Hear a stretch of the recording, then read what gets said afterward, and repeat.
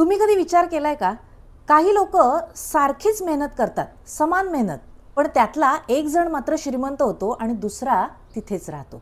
काही लोकांच्या आयुष्यात सतत चांगली माणसं येतात, तर काहींना मात्र कायम चुकीची माणसं भेटतात.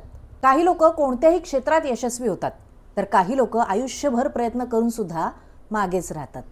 खरंच हे फक्त आपलं नशीबच असतं का हो?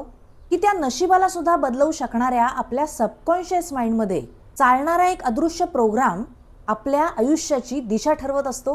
हो, खोटं वाटतंय, पण हेच सत्य आहे, जे मी तुम्हाला आज पटवून देणार आहे. कारण ती संधी, त्या ऑपॉर्च्युनिटीज फक्त आणि फक्त मनुष्य या सजीवालाच त्या परमेश्वरांनी बहाल केलेली आहे. म्हणून मग तिचा पुरेपूर फायदा हा आपण करून घ्यायलाच हवा. आजच्या व्हिडिओमध्ये आपण हे जाणून घेणार आहोत की आपल्या अंतर्मनाचा सुयोग्य वापर करून आपण आपल्याला हवा असलेला तेवढा पैसा, हो बरोबर ऐकताय, सुंदर नातेसंबंध आणि यशस्वी आयुष्य कसं घडवता येतं ते. आपण दिवसभरात हजारो विचार करत असतो, पण कधी तुम्ही एक मार्क केले का की त्यातले आपले काही विचार, किंवा मी बहुतांशीच म्हणेन, हे त्या आपोआप त्या सिच्युएशनला गेल्यावरती येतातच, जे ठरलेलेच असतात.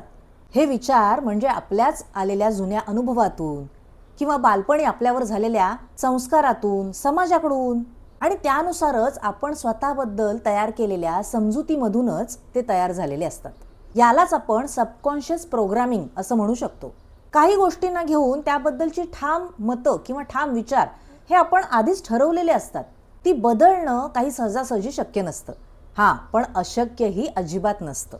त्यामुळे ती जर मतं, तो जर दृष्टिकोन आपण जर बदलला, तर ते आपलं सबकॉन्शियस प्रोग्रामिंग बदलू शकतं.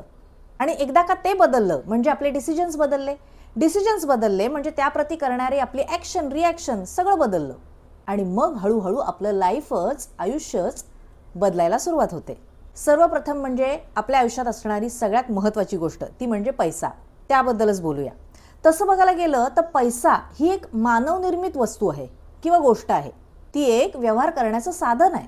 पण जर आपण प्रामाणिकपणे विचार केला, तर जे काही आपल्याला आज जे काही अन्न मिळतं, राहायला घर मिळतंय, अंगावर कपडे मिळत आहेत, आपलं झालेलं शिक्षण, आपण करत असलेला प्रवास, किंवा अगदीच आपल्याला आजारातून बरं करणारी औषधं, ही सगळी साधनं किंवा या वस्तू ह्या त्या पैशामुळेच तर आपल्याला उपलब्ध होतात.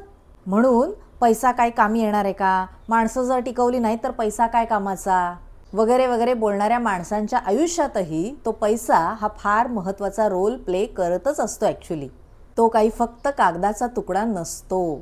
जर त्याच्या असण्या किंवा नसण्याने तुमच्या मानसिकतेवर जर परिणाम होत असेल, तर ती पण एक प्रकारची एनर्जीच आहे, हे आपल्याला मान्य करावंच लागेल. पैसा जास्त असल्यावर आपल्या बेसिक गरजा तर भागतातच, पण लोकांकडून त्यानंतर मिळालेलं ॲप्रिसिएशन सुद्धा नकळत तुमच्या मनाला उभारी देऊन जातच की नाही. आणि तोच नसताना गरजा तर अपूर्ण राहतातच, पण त्यानंतर समाजाकडून मिळालेली कमी किंमत ही तुमच्या मनस्थितीला खचण्याला कारणीभूत ठरू शकते. त्यामुळे नाही म्हटलं तरी पैशामुळे होणारा आपल्या मानसिक स्थितीवर जो परिणाम आहे, तो आपल्या इनर एनर्जी म्हणजेच अंतर्मनाच्या शक्तीवर होत असल्याने ती एनर्जी किंवा ती ऊर्जा जपणं आपल्याला आवश्यक आहे. कारण त्याच्याशी जोडलेल्या आपल्या भावना, विश्वास आणि विचार आपल्या वागण्यावरही परिणाम करतात. त्यासाठी काय करणं आवश्यक आहे? तर सगळ्यात पहिलं म्हणजे आपल्याकडे जे काही आज आहे त्याबद्दल ग्रॅटिट्यूड असणं, धन्यता मानणं, कृतज्ञता व्यक्त करणं. आणि तोही ग्रॅटिट्यूड काही आपण देवासाठी करत नाही, तर तो आपल्या मनासाठी करतो. आज तुमच्याकडे जे काही आहे ते कधीच्या काळी तरी तुमचं एक स्वप्नच होतं. आज तुम्ही राहत असलेलं घर, आज तुमच्या हाताखाली असलेली तुमची स्कूटी, बाईक, तुमच्या हातात असलेला मोबाईल, आज तुम्ही करत असलेली नोकरी, हे कधीतरी एकेकाळी तुमच्याकडे काही नव्हतंच, पण आज आहे. म्हणून त्याबद्दल धन्यवाद मानणं म्हणजेच आपल्या स्वतःच्या मनाला माझ्याकडे सर्व काही आहे असा संदेश देणं. ही भावना मनाला समाधान देऊन जाते. आणि हे समाधान म्हणजे काही आळशीपणा किंवा उगाचच मनाची समजूत काढणं असं नाही, तर ते समाधान म्हणजे त्या कृतज्ञतेतूनच पुढच्या प्रगतीची तयारी करणं. काही लोकांच्या मनात लहानपणीपासूनच आपल्या आईवडिलांच्या विचारसरणीकडे बघत आल्यापासून किंवा बघत आल्यामुळे किंवा आपल्या आजूबाजूच्या परिस्थितीमुळे त्या पैशाकडे बघण्याचा दृष्टिकोनच किंवा माइंडसेटच तो वेगळाच असतो. पैसा मिळवणं म्हणजे काही खाऊचं काम नाही, नुसता पैसा मिळवला म्हणजे काही सगळं झालं नाही, पैसा माझ्याकडे अजिबात टिकतोच कुठे, अशी वाक्य जर तुम्ही त्या पैशाला घेऊन सतत जर करत असाल, तर तुम्ही किती निगेटिव्ह एनर्जी देत आहात त्या पैशाला. पण त्याऐवजी पैसा माझ्याकडे चालून येतो किंवा त्यासाठी लागणाऱ्या ज्या संधी आहेत, ऑपॉर्च्युनिटीज आहेत, त्या आज सहजरित्या मार्केटमध्ये माझ्यासाठी उपलब्ध आहेत किंवा आर्थिकदृष्ट्या मी स्वतःला दिवसेंदिवस सक्षम करत चाललेलो आहे, ही सकारात्मक वाक्य त्या पैशाला घेऊन स्वतःबद्दल वापरायला सुरुवात करा. आणि फक्त बोलूनच कोणी श्रीमंत होत नाही, पण मी म्हणेन त्या बोलण्यानेच तुमच्या सबकॉन्शियस माइंडमध्ये, तुमच्या अंतर्मनामध्ये हळूहळू तशीच भावना निर्माण होऊ लागते आणि मगच ती कृतीत बदलू शकते. अंतर्मनातून जर पैशाला अट्रॅक्ट करायचं असेल तर त्यासाठी प्रॅक्टिकली 3 गोष्टी नक्की करा. पहिली गोष्ट म्हणजे कन्सिस्टन्सी. सातत्याने दररोज थोडं थोडं काम, मेहनत ही तुम्हाला दिवसेंदिवस केलीच पाहिजे. दुसरी गोष्ट म्हणजे स्किल डेव्हलपमेंट. जग बदलते, AI आलंय, नवनवीन टेक्नॉलॉजीज येत आहेत. जर तुमच्याकडे काही नवीन कौशल्य किंवा स्किल जर नसेल तर हे मार्केट तुम्हाला जास्त किंमत किंवा तुमच्याकडे असलेल्या प्रोडक्टला किंवा नॉलेजला जास्त व्हॅल्यू कसं काय देईल? कारण ते नेहमी एखाद्या प्रॉब्लेमला सॉल्व्ह करणाऱ्या, एखादी गोष्ट इझी करून दाखवणाऱ्याला त्याची योग्य ती किंमत किंवाच पैसा देतं. म्हणून सर्वात प्रथम आज स्वतःमध्ये गुंतवणूक करा. स्वतः नवीन स्किल शिकून घ्या. नेहमी स्वतःला विचारा की मी लोकांच्या आयुष्यात अशी कोणती नवीन वस्तू किंवा गोष्ट, त्यांचा भार हलका करणारी किंवा प्रॉब्लेम सॉल्व्ह करणारी एखादी नवीन टेक्निक मार्केटमध्ये आणलेली आहे.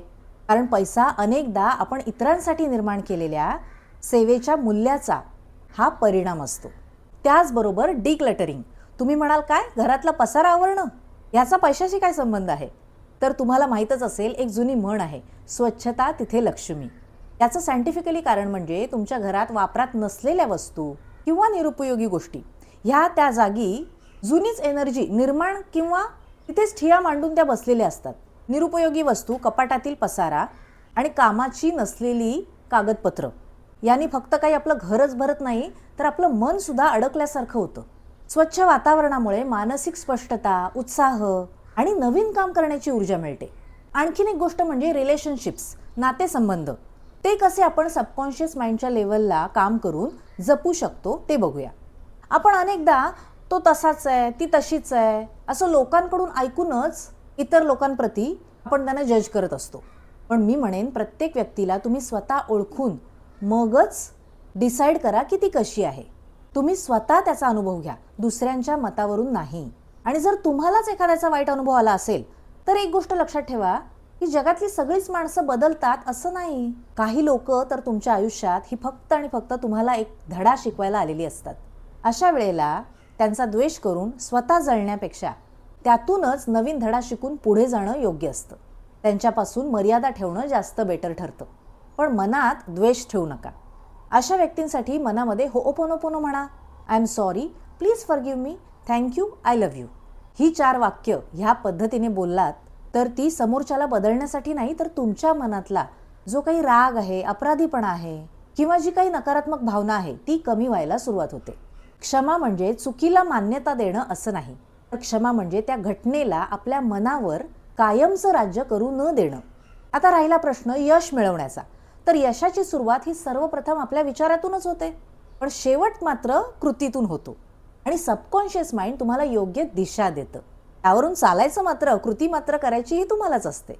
थोडक्यात पण इफेक्टिव्ह मी तुम्हाला डेली रुटीन त्यासाठी सांगेन की दररोज 5 मिनिटं का असेना पण ग्रॅटिट्यूड व्यक्त करा. 5 मिनिटं व्हिज्युअलायझेशन करा. तुमची जी काही स्वप्न आहेत, उद्दिष्ट आहेत, त्याला मनातल्या मनात एक मानस चित्रीकरण करा. तिसरं म्हणजे 5 मिनिटं का होईना पण ॲफर्मेशन्स, सकारात्मक वाक्य. आणि चौथी गोष्ट, कमीत कमी 30 मिनिटं तरी दिवसातली एक नवीन स्किल शिकण्यासाठी आणि दिवसभर त्या उद्दिष्टामागे सातत्याने केलेली कृती. ही सवय फक्त 1 महिन्यातच तुमचा संपूर्ण माइंडसेट आणि इनडायरेक्टली तुमच्या आयुष्यातच फार मोठा पॉझिटिव्ह बदल घडवून आणेल.